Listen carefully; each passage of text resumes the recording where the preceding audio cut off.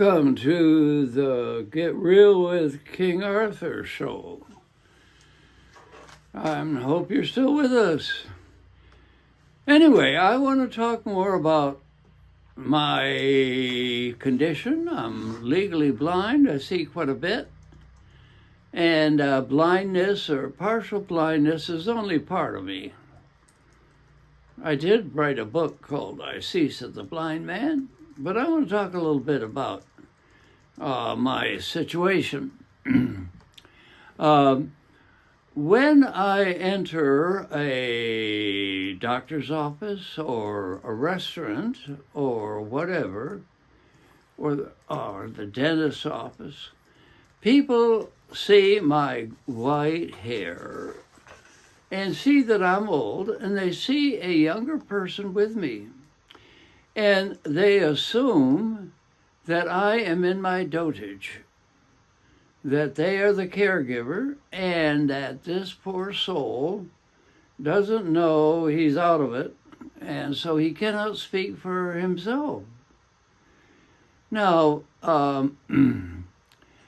it's true that I am helpless in many ways. I can't read, and I can't look at a menu, and I can't see where the desk is, where the receptionist is, but I can communicate, and I can think, and I am totally alert and with it.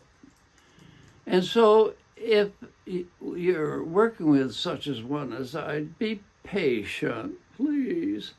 And it may take a little longer for me to say what I want.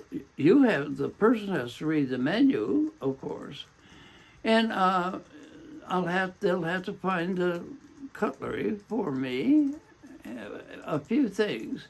But I would like to order my meal and talk with the waiter. Now, sometimes the waiter speaks so quietly and the restaurant is so noisy that I need a little help from my helper.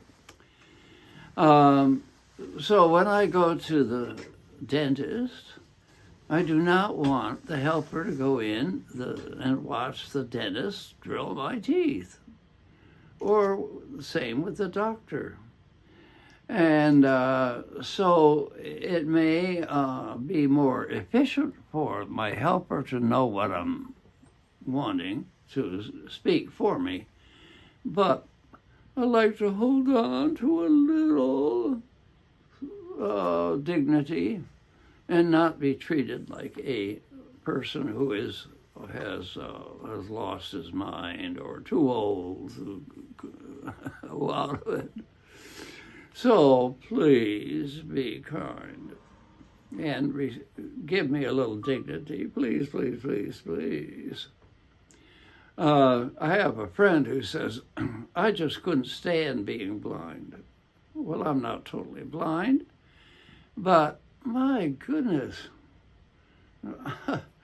I live a very rich life, and I'm reading more books now than I did when I had my eyes. Thanks to Alexa and thanks to the Library of Congress, and who gives out these discs on this little machine, and thanks to my helpers who read to me and talk, and the radio. So my imagination is, when I'm rereading Dr. Zhivago now. And the description of Russia and the situation about 1917 in Russia, so rich and vivid and wonderful. So I don't think I'm going to go traveling a lot. I've done quite a bit of traveling, but I'm traveling my mind, yes. You know, interesting little thing, this may not interest you, but I do see colors. Occasionally, on the surface of the eye, I see beautiful colors. They and shapes. They kind of move around. Oh, the most lovely, usually pastel colors. I say, man, those are fantastic colors. So even I get to see a little bit colors. But I've had so many years of seeing and traveled so far and seen beauty that it's not as bad as some people make out. And again, I see quite a bit. So anyway, the people assume a lot of things. Do not guess people's relationship. So I was with a young lady at a restaurant, and they said, "Oh, this is your daughter." No, this is not my daughter. And then I was traveling with Eugene, a colleague, and a student, Jeremy.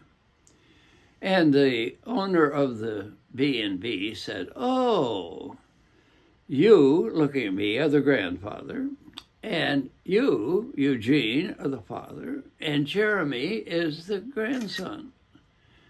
Just don't guess. Don't guess." I had a very young-looking brother-in-law, and he married my sister's Ruth.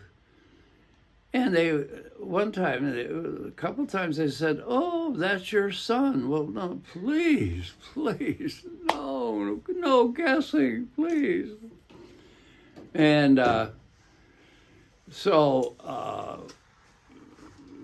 it's helpful if you try to imagine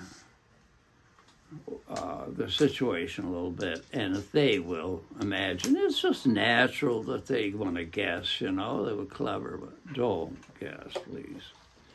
And give us a little dignity, please, because we do not want to be treated as a child or as some old codger who's lost his mind. So, and pity is a non-conductor. Empathy is different from pity.